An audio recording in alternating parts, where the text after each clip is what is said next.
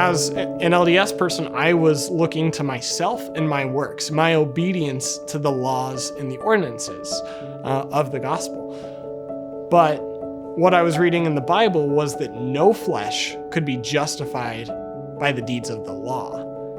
Rather, it was through Christ's atonement, Christ's sacrifice on the cross. I couldn't unknow what I was reading in the Bible.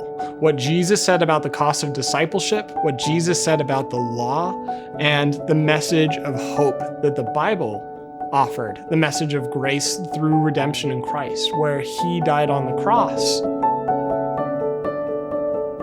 Do you remember the story of Jacob in the Bible? It's about a stubborn and self-sufficient man who insists on forging his own path and relying on his abilities. But after facing spiritual struggles and even wrestling with God, Jacob finally learned to trust and surrender to God's limitless grace and unwavering guidance. Like with the biblical Jacob, Jacob Miller's journey mirrors this transformation from stubborn self-sufficiency to a deep reliance on God's unearned grace and faithful guidance. My name's Jake Miller. I am an ex-Mormon that has been redeemed by the grace of God, and I'm blessed to be a member of a local church body.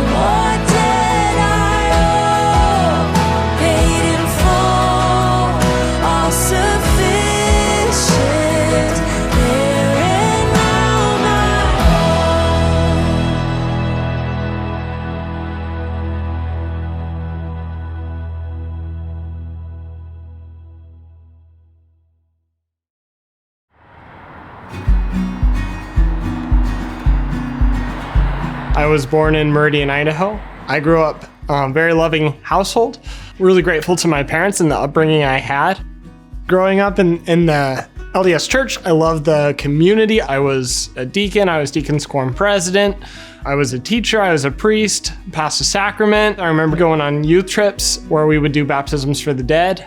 We'd go to the Boise Temple, the Twin Falls Temple, the Idaho Falls Temple.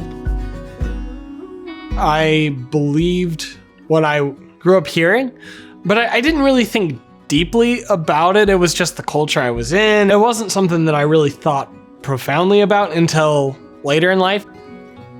I knew when I was 12 years old that I wanted to serve a mission and didn't want anything to stop me from serving a mission.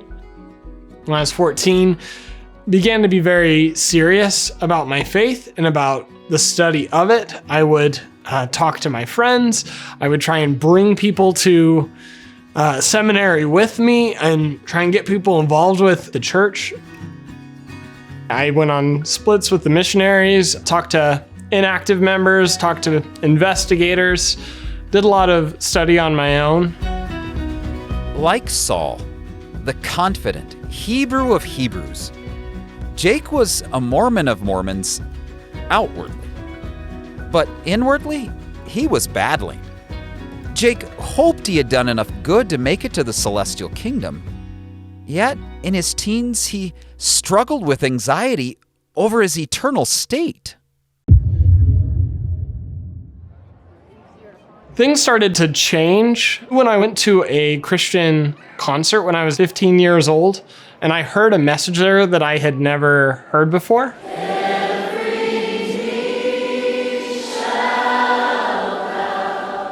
Bart Miller to Mercy Me started talking about grace in a way that I had never heard. He was talking about how there was nothing we could do to earn the free gift of God, and that salvation is a gift of God that he gives by his grace. And I had never heard of grace in that way before. God stands before you tonight and says, I have a hope that you cannot fathom. I have a joy that cannot be found in this world. And I have a peace that cannot be understood. And all of this is available to us. And it's something that cannot be bought. It's something that cannot be earned. And we cannot live a good enough life to obtain it. What the man on the stage said about grace didn't match up with what Jake had been taught. And he tried to make sense of this new message. I remember in seminary watching a video that talks about grace being like a dad helping a little girl who wants a bicycle. She wants this bicycle so bad, and he agrees that if she'll work for it, he'll help her. So she works and saves up all that she can. You know, one day they go to the store, but she just can't quite afford it. But he pays the rest for her, and she gets the bike she wanted. I always thought grace was like that, the gift of God after everything we could do. It was after you've done your best efforts. So Bart Miller was talking about grace in the way I'd never heard of, where he was saying that it's something that God gives entirely, and it doesn't depend on anything we could do, anything we could deserve or earn, not of any merit of our own, but of his generosity in entirety, not our works beforehand. I thought that was an incredible message. That was the first time I heard about Christian grace as opposed to the grace that I believed as an LDS person. And it was something that I didn't forget. It stuck with me.